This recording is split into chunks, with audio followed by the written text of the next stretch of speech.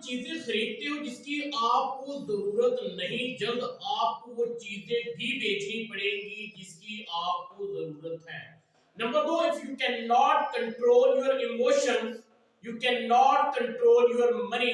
If you do not find a way to make money while you sleep, then you will be have to work until you die. दोस्तों, अगर आप पैसे कमाने का कोई तरीका नहीं ढूंढ देते, फिर आपको सारी जिंदगी पैसा कमाना पड़ेगा, वर्नर बफेट कहता है। अस्सलाम वालेकुम दोस्तों, मेरा नाम है मोहम्मद लकमान, मोटिवेशनल स्पीकर। आप देख रहे हैं मेरा यूट्यूब चैनल। आज की वीडियो का टॉपिक है वर्नर बफेट दुनिया के 20 साल तक अमीर तरीन रहने वाले इंसान। अगर आप ये वीडियो को पूरा देखते हैं तो इंशाअल्लाह ताला इस वीडियो से आपकी जिंदगी बदल जाएगी। इस वीडियो के अंदर वर्नर बफेट के मैं वो 2 असूल बयान करूंगा जिन्होंने उनकी जिंदगी को बदल कर रख दिया। वर्नर बफेट 30 अगस्त 1930 को यूएसए अमेरिका के अंदर पैदा हुआ। वहां की स्टेट निब्रास्का, उसका एक छोटा सा शहर है ओमाहा, उसके अंदर अपनी जिंदगी के 50 साल ये वहीं पर रह रहा है और 50 साल से वही गाड़ी इस्तेमाल कर रहा है और पिछले 20 साल से वही कपड़े पहन रहा है। मिस्टर वर्नर बफेट 63 कंपनियों को ऑन करते हैं। ये बेर्कशायर नामी कंपनी के सीईओ और उसके चेयरमैन हैं। ये किसी से मुलाकात नहीं करते, किसी से फोन पे बात नहीं करते। दुनिया के बड़े बड़े बिजनेसमैन के ये एडवाइजर हैं। लोग ये समझते हैं कि अगर आपने अपनी जिंदगी बदलनी है तो लोगों की जिंदगी बदलना सीखें। ये अपने ऊपर 1% से ज्यादा खर्च नहीं करते और 99% ये दूसरों को दे देते हैं ताकि उनकी जिंदगी बेहतर हो सके। मिस्टर वर्नर बफेट 6 साल की उम्र के अंदर से रिसर्चर हैं। रिसर्च करने के ऊपर यकीन रखते हैं। एक दिन के अंदर 500 पेजेस, 10-10, 12-12 घंटे तक वो किताबों को पढ़ते रहते हैं। वो लॉन्ग टर्म इन्वेस्टमेंट के बारे में जाने जाते हैं। उन्होंने अपनी जिंदगी के अंदर बहुत सी स्ट्रगल और बहुत सी कोशिशें की। His words are not a word, they are a word to the world. उनके जो अल्फाज होते थे वो जस्ट अल्फाज नहीं होते थे, बल्कि दुनिया को बदल देने के अल्फाज होते हैं। इतना अमीर होने के बावजूद बहुत ही सिंपल जिंदगी गुजारते हैं। Living legend of investor, financial advisor है, वर्ल्ड बिगेस्ट प्रेसिडेंट है। यानी कि 63 कंपनियों के वो प्रेसिडेंट हैं, मालिक हैं। एक दफा उनका एक दोस्त जो निब्रास्का में रहता था, बाद में उसने माइक्रोसॉफ्ट को ज्वाइन किया और वर्नर को एक मेल लिखा कि भाई आप सारी चीजों के शेयर खरीदते हो लेकिन माइक्रोसॉफ्ट के शेयर नहीं खरीदते। जिंदगी के अंदर वर्नर ने पहली दफा मेल लिखा और पहली मर्तबा उस मेल का रिप्लाई किया। उसने के अंदर 10 से ज्यादा खामियां बताई कि माइक्रोसॉफ्ट में ये कमी है, माइक्रोसॉफ्ट में ये कमी है, माइक्रोसॉफ्ट में ये कमी है, और एंड पे लिखा माइक्रोसॉफ्ट जस्ट लाइक अ निब्रास्का फुटबॉल टीम, कि ये ऐसे ही है जैसे निब्रास्का की फुटबॉल टीम है। उसकी इस मेल को यूएसए ने हैक किया और वॉलमार्ट स्ट्रीट अखबार के अंदर शाया कर दिया। बहुत परेशान हुए कि जिंदगी में पहली मर्तबा मेल लिखा, वो भी हुकूमत ने चुरा कर अखबार में शाया कर दिया। उसके बाद सारी जिंदगी में कभी भी उन्होंने मेल नहीं लिखा। वो परेशान इसलिए नहीं थे कि उन्होंने माइक्रोसॉफ्ट के बारे में कुछ गलत कहा, वो इसलिए परेशान थे कि उन्होंने निब्रास्का की फुटबॉल टीम के बारे में कहा है, अब उनको कहीं शहर छोड़ना ना पड़ जाए। वॉरेन बफेट कहता है कि मैं ये जानता था कि मैं एक दिन अमीर होऊंगा, इस बात को मैं कभी नहीं भूला, कभी भी मैंने इस बात का शक नहीं होने दिया। 6 साल की उम्र के अंदर रिसर्च करने के लिए चले गए, एक शॉप के बाहर देखे वहां पर बोतलों के ढक्कन पड़े हुए थे, उनको देखना शुरू कर दिया कि सबसे ज्यादा कौन सी बोतल फरोख्त होती है। जब उसने देखा कि कोका कोला की बोतल सबसे ज्यादा फरोख्त होने वाली बोतल है, तो लिहाजा उसने 25 सेनेट के अंदर 6 कैन खरीदे और बाहर जाकर 30 सेनेट के अंदर बेच दिए। $5 कुछ 5 सेनेट वो बचाता था। उस वक्त जिस वक्त बच्चे जो है वो खेल कूद के अंदर मसरूफ होते थे, ये अपनी जिंदगी को बदलने में लगा हुआ था। 11 साल की उम्र के अंदर पहली मर्तबा स्टॉक एक्सचेंज के अंदर पैसा इन्वेस्ट किया, $38, और अगले दिन वो शेयर मार्केट जो है वो डाउन हो गई, बड़ा परेशान हुआ। जैसे ही स्टॉक मार्केट $2 ऊपर हुई, 40 की हुई, तो उसने फौरन बेच दिया। जबकि अगले 2 दिन के बाद वो स्टॉक मार्केट $200 पे चली गई। फिर परेशान हुआ कि ये क्या हुआ, लेकिन वहां से उसको एक आइडिया आया कि इन्वेस्टमेंट जो है वो लॉन्ग टर्म होनी चाहिए, शॉर्ट टर्म नहीं होनी चाहिए।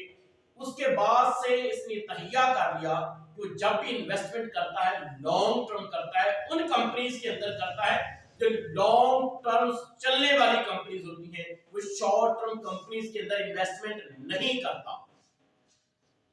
उनके वालिद ने उनको पढ़ने के लिए वॉलमार्ट में भेजा, तो वहां पर कुछ अर्सा पढ़ने के बाद वापस आ गए, तो अपने वालिद को कहते हैं कि जो यूनिवर्सिटी वाले पढ़ा रहे हैं वो मैं पहले से जानता हूं, इसलिए मुझे वहां पर पढ़ने की जरूरत नहीं। बहुत ही ब्रिलियंट इंसान है, बहुत ही जहीन। एक मरतबा एक हज्जाम की दुकान पे गए बाल कटवाने के लिए। वहां पे हज्जाम को कहा कि मेरे अच्छे से बाल काट दो। हज्जाम कहता है भाई आपको इंतजार करना पड़ेगा, रुकना पड़ेगा। उसने कहा अच्छा इंतजार करना पड़ेगा। उसने देखा और लोग भी बैठे, उसके दिमाग के अंदर एक आइडिया आया। वो गया, उसने पिन बॉल, जिस तरह के लाइक ऑफ बांटे होते हैं, स्नूकर होती है छोटी सी गेम, वो $25 की खरीद ली और हज्जाम के पास आता है। उसको कहता है भाई ये मशीन, इसमें तुम्हारा कुछ नहीं, कोई नुकसान नहीं, पैसे मेरे लगे हैं। लोग तुम्हारे पास यहां पर आकर बैठते हैं, फारग रहते हैं, इंतजार करते हैं, उस गेम को खेलेंगे, तुम्हारे ग्राहक बढ़ जाएंगे और यहां पे आमदनी होना शुरू हो जाएगी। वो मशीन रख दी तो खेलना, लोग आते, 5 सेंट डालते, 20 बॉल्स उनको मिलती और वो बड़े मजे से खेलते, टाइम भी गुजर जाता। नाई ने हज्जाम को काम को छोड़ के वो भी खेलना शुरू कर दिया। वो कहता भाई तुमने पैसा नहीं लगाना, तुमने अपना काम कंटिन्यू रखना है जो तुम कर रहे हो।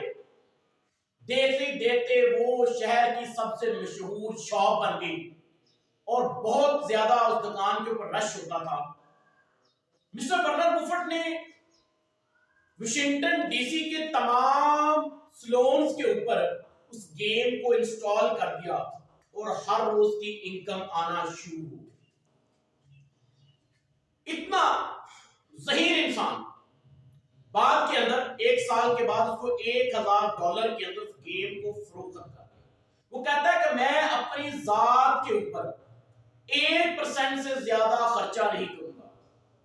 वो जो 50 साल पहले नाश्ता करते थे, डिनर करते थे, वो आज भी वही करता है।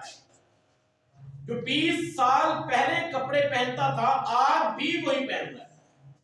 जो 50 साल पहले जिस घर में रहता था आज भी उसी घर में रहता है। 50 साल पहले वो जो गाड़ी चलाता था आज भी वही गाड़ी चला रहा है। मिस्टर वर्नर बुफेट को यूएसए का बड़ा एजाज president model of freedom Barack Obama ने दिया था। कहा था आप मेरी इंस्पिरेशन है, आप रिचेस्ट मैन है, आप आइडियल हैं। उसके बाद कमाल देखें, एक दफा इन्हें चाइना जाने का इत्तेफाक हुआ। वहां पर एक ली नामी दर्जन हुआ करती थी जो मशीन से कपड़े सिलाई करती थी, एक किसान की बेटी थी। मिस्टर वर्नर बुफेट उनके लिए इंस्पिरेशन थे। उन्हें पता चला कि मिस्टर वर्नर उनके शहर के अंदर होटल के अंदर ठहरे हुए हैं। वो किसी भी तरीके से मैनेजर के पास गई, मैनेजर को मनाया, वर्नर बुफेट से टाइम लिया और फौरी तौर पर अपने 2 लोगों को अंदर भेज दिया। वो जाते ही उन्होंने मिस्टर वर्नर बुफेट के कपड़ों का नाप लेना शुरू कर दिया। इतनी देर में कि मिस्टर वर्नर बुफेट कुछ समझ पाते, उन्होंने कुछ कलर दिखाए कि जी ये कलर इनमें से आप एक कलर पसंद करें। मिस्टर वर्नर बुफेट ने एक कलर पसंद किया, वो चलेगी। शाम के वक्त मिस्टर ली एक बहुत ही खूबसूरत उम्दा ड्रेस मिस्टर वर्नर के लिए लेकर आ गए। मिस्टर वर्नर ने ड्रेस को बड़ा पसंद किया, पैसे पूछे। वो कहती है ये आपके लिए मेरी तरफ से तोहफा है। मिस्टर वर्नर कहता है कि ठीक है, मुझे 2 सूट और ऐसे बना। वो गई और अगले 3 दिन के बाद वो 20 सूट बनाकर मिस्टर वर्नर के लिए दिए, लेकिन कोई कीमत नहीं ली। मिस्टर वर्नर बुफेट ने उनको प्रमोट बहुत किया, पूरी दुनिया के अंदर उनका चर्चा किया, अपनी एनुअल फंक्शन के ऊपर उनको बुलाकर उनकी हौसला अफजाई की, उनको इज्जत दी। आज बिल गेट्स और दुनिया के बड़े बड़े बिजनेस टाइकून जो होते हैं वो उनका बनाया हुआ ड्रेस पहनते। इतने सिंपल इंसान, और आज तक वो 20 ड्रेस हैं, उन्हीं को बार बार वो पहनते हैं। अपने इतने अमीर होने के बाद भी 50 साल से एक ही गाड़ी के अंदर एक ही गाड़ी चलाते हैं, एक ही तरह के ड्रेस पहनते हैं। एक मर्तबा एक पुराना जो सैमसंग का वो ऊपर से खुलने वाला फ्लिप फोन होता है वो यूज करते हैं। उस वक्त के जो एप्पल के सीईओ थे वो मिस्टर वर्नर बुफेट के पास आए कि सर आप एप्पल के मालिक हैं, इनका 5.5 शेयर है एप्पल के अंदर, आप ये फोन यूज करें। उन्होंने एप्पल का 11 प्रो उनको दिया। कहते ठीक है, उसके अंदर दूसरी सिम डाल दी। वो कहता मैं आपको चलाना सिखा दूंगा, कोई मसला नहीं। कहता नहीं, मैंने इंटरनेट नहीं चलाना, मुझे जरूरत नहीं, मैंने जस्ट कॉल आनी और सुन लेनी है, इससे ज्यादा मुझे इसकी जरूरत नहीं है। 91 ईयर के हैं, एनर्जेटिक, बच्चों की तरह बर्गर पिज्जा और आइसक्रीम खाते हैं। एक मर्तबा बड़ी मजे की स्टोरी है। बिल गेट की वालदा मैरी गेट ने दावत की हुई थी, तो जो सामने वाला बंदा था वो कहता है कि मैं वर्नर बुफेट को साथ लेकर आऊंगा। कहते ठीक है, ले आना। वो अब अपने बेटे बिल गेट को बता रही है कि जी वर्नर बुफेट आएगा, और वो बंदा जाकर वर्नर बुफेट को कह रहा है बिल गेट से मुलाकात हुई। बिल गेट कहता है मैं आईटी का बंदा, वो शेयर फरोख्त करने वाला बंदा, हमारी केमिस्ट्री नहीं बनी। यही बात वर्नर बुफेट कह रहा है। खैर खाने पे चले गए ना, जब उधर डिनर के लिए बैठ गए तो वर्नर बुफेट ने जाते ही बड़ा सवाल पूछा कि भाई बिल गेट, अगर मैं तुम्हें एक नई कंपनी खड़ी करके दे दूं, तुम्हारी माइक्रोसॉफ्ट कंपनी गई तो क्या करोगे? अगर तुम्हें किसी दूसरे मुल्क के अंदर जाकर कंपनी बनानी पड़ जाए तो क्या करोगे?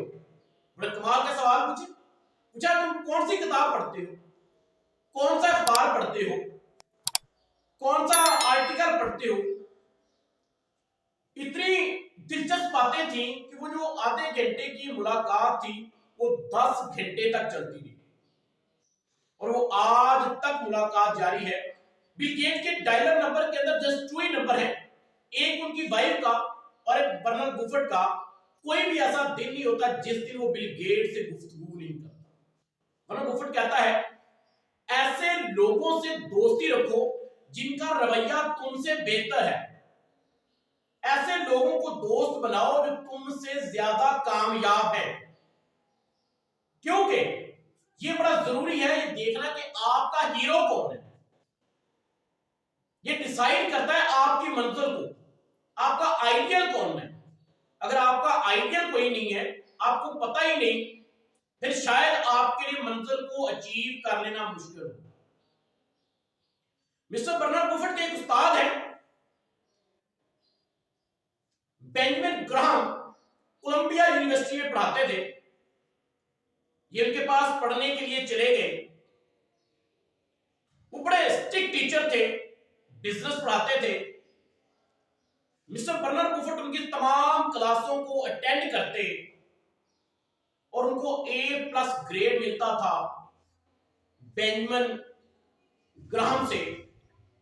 अपनी स्टडी कंप्लीट करने के बाद वो मिस्टर बेंजामिन को कहते हैं कि मैं आपके पास जॉब करना चाहता हूं। मिस्टर बेंजामिन ने इनकार कर दिया कि भाई मैं तुम्हें नहीं ले सकता, तुम तो बड़े ज़हीन आदमी हो।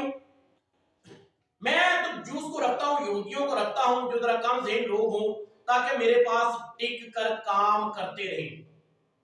मिस्टर बर्नार्ड कहता है मैं काम करूंगा, जहां तक है कि मैं आपके लिए मुफ्त में काम करने को भी तैयार हूं। लेकिन मिस्टर बेंजामिन नहीं माने। खैर एक वक्त के बाद मिस्टर बेंजामिन जो थे वो एग्री हो गए। उसके लिए उस सीन के पास चले गए, उनकी रिपोर्ट को स्टडी करना, पीआर को स्टडी करना, इन्वेस्टमेंट को स्टडी करना, स्टैंडर्ड रिपोर्ट्स और पुअर रिपोर्ट्स को पढ़ना, ये सारी चीजें सीखी वहां पर। लेकिन एक वक्त आया जब इनके दरमियान में फासले बढ़ना शुरू हुए। वो दूरियां इतनी बढ़ गई कि न्यूयॉर्क छोड़ के इनको वापस आना पड़ा। दूरियां बढ़ने की वजह यह थी मिस्टर बेंजामिन और बर्नार्ड बफेट की थ्योरी के अंदर डिफरेंस आ गया। बेंजामिन कहते थे कि क्वांटिटी और नंबर, इन दो चीजों को देख लो, आपको पता चल जाएगा कंपनी कहां पे खड़ी है। मिस्टर बर्नार्ड बफेट कहते हैं नहीं, क्वांटिटी के साथ क्वालिटी को भी देखो, मेन पावर को भी देखो, बिजनेस को देखो, कंपटीशन को देखो, लोकेशन को देखो, लीडरशिप को देखो, बिजनेस मॉडल को देखो, इकोनॉमिक्स मॉडल को देखो, कंपीटिटिव एडवांटेज देखो। ये देखो कि कंपनी कहां तक जाएगी। ये मत देखो अभी कंपनी कहां पे है, ये देखो कल कंपनी कहां पे होगी। मिस्टर बर्नार्ड बफेट कहते हैं कि आप एक शानदार कीमत पर एक मुनसिफाना कंपनी के मुकाबले में एक मुनसिफाना कीमत पर एक शानदार कंपनी को खरीदें। ये नहीं मतलब कि आप बहुत पैसों के अंदर एक महंगी कंपनी को खरीदें, बल्कि कम पैसों के अंदर एक अच्छी कंपनी को खरीदें जो प्रॉफिट देने वाली कंपनी हो, आपको मुनाफा देने वाली कंपनी हो। वो फाइनेंशियल कहता है कंपनी की फाइनेंशियल स्टेटमेंट्स को देखो, उनकी कॉन्फ्रेंस कॉल को सुनो, उनकी मैनेजमेंट को देखो, लॉन्ग टर्म इकोनॉमिक्स मोड को देखो कि इनका मोड्स क्या होता है। मोड का मतलब असल के अंदर यही होता है, जिस तरह के बादशाह होता है वो अपने महल के गिर्द कोई नहर, कोई पानी, कोई चीज ऐसी बनवा लेता है कि दुश्मन जो है वो महल तक ना पहुंच सके और उसके अंदर गिर जाए। इस तरह ये जो बड़ी बड़ी कंपनीज हैं ये अपने गिर्द एक ऐसा जाल रखती हैं ताकि कोई भी इनको कॉपी ना मार सके, इनकी कॉपी ना कर सके।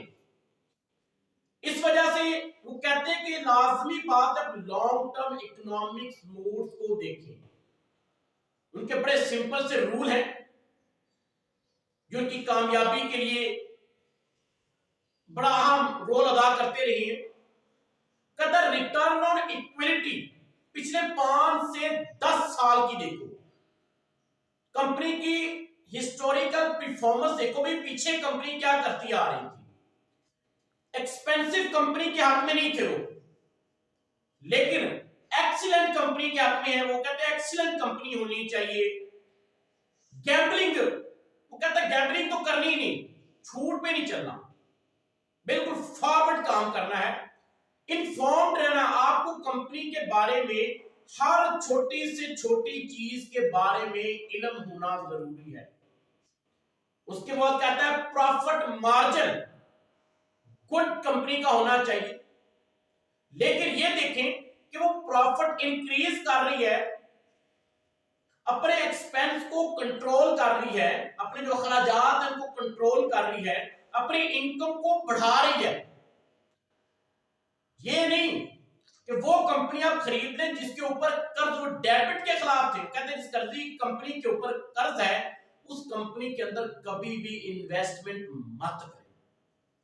कहता by companies offering long term opportunities, ऐसी कंपनी खरीदो जो आपको लॉन्ग टर्म फायदा देती हो, ना कि शॉर्ट टर्म आपको फायदा देती हो, क्योंकि उस कंपनी के साथ जुड़ने का फायदा ही नहीं जो शॉर्ट टर्म है। कहता है कम अज कम 20% उसकी सालाना ग्रोथ रेट हो, 20% हर साल मुनाफा कमा रही हो, इजाफा कर रही हो अपने मुनाफे के अंदर। कहता है फाइनेंशियल स्टेटमेंट्स को एनालाइज करो। मिस्टर बर्नर बफेट इतनी किताबें पढ़ते हैं कि वो किसी से मुलाकात नहीं करते। एक मर्तबा एक शर्त लगी कि बर्नर बफेट के साथ लंच किया जाए। उसकी बोली लगी $25 करोड़। मिस्टर बर्नर बफेट कहते हैं ठीक है मैं कर लेता हूं जी। 1 घंटे के लिए उनके साथ लंच किया, उनको 25 करोड़ रुपए दिए। उन्होंने 25 करोड़ रुपए लेकर खैरात कर दिया, ये बहुत अच्छा काम है। कभी भी किसी से फोन पे बात नहीं करते, लेकिन अपनी तमाम कंपनीज के सीईओ को साल में एक बार लेटर जरूर लिखते हैं, एनुअल लेटर, और उनके लेटर को यूनिवर्सिटियों के अंदर पढ़ाया जाता है कि बर्नर बफेट ने खत लिखा है। एक मर्तबा वो हार्वर्ड स्कूल ऑफ बिजनेस के अंदर एडमिशन के लिए ले गए तो उन्हें रिजेक्ट कर दिया गया, वहां पर एडमिशन नहीं मिला उनको। आज हार्वर्ड स्कूल ऑफ बिजनेस के अंदर उनकी थॉट को पढ़ाया जाता है। ये पढ़ाया जाता है कि बिजनेस कैसे करते हैं, ये पढ़ाया जाता है कि बर्नर बफेट इस मुकाम तक कैसे पहुंचे। वो अपने सीईओ को जितनों को भी लेटर लिखते हैं एक ही बात लिखते हैं कि भाई ये आपका गोल है, ये आप मुझे अचीव करके दिखाओ। फिर कोई भी टाइम वेस्ट नहीं करता और अपने काम के अंदर अपने गोल को अचीव करने के अंदर जुड़ जाता है। कहता है फाइनेंशियल स्टेटमेंट को एनालाइज करो, करंट और पास्ट परफॉर्मेंस को भी देखो। मिस्टर बर्नर की इस पढ़ने की आदत ने उनको इस कदर माहिर बना दिया वो किसी भी कंपनी का पिछले 5 साल का रिकॉर्ड देखते हैं, उसकी पास्ट को भी देखते हैं, करंट सिचुएशन को भी देखते हैं, फिर वो उसके अंदर जाकर इन्वेस्ट करते हैं। कहते हैं success come to those who love doing what they are doing. कहता है वो काम करो जो आपके करने को दिल करता है, जिसका आपका शौक है। वो काम मत करो जो आपके करने का दिल नहीं करता। कहता है कि अगर आप बार बार स्टॉक पे, इस पर आपको क्या होगा, लॉन्ग टर्म आपने पैसे इन्वेस्ट किए, आपको लॉन्ग टर्म उससे फायदा होगा। अगर शॉर्ट टर्म के लिए आपने 1 दिन के लिए 2 दिन के लिए कुछ टाइम के लिए किए तो आप कुछ चीज गेन नहीं कर सकते जो आपको गेन करनी चाहिए। इसलिए कहता है कम से कम 10 साल के लिए इन्वेस्ट करें। इनकी जिंदगी के जो सबसे अहम 2 असूल जिन्होंने इनकी जिंदगी को बदल कर रख दिया, वो कहता है never invest a business you can not understand. वहां पर पैसा मत लगाओ जिस बिजनेस को आप नहीं समझते। रूल नंबर 1 कहता है नेवर लूज मनी, अपने पैसे को लूज मत करो। Rule number 2 never forget the rule number 1, कि रूल नंबर 1 को कभी मत भूलें। शुक्रिया।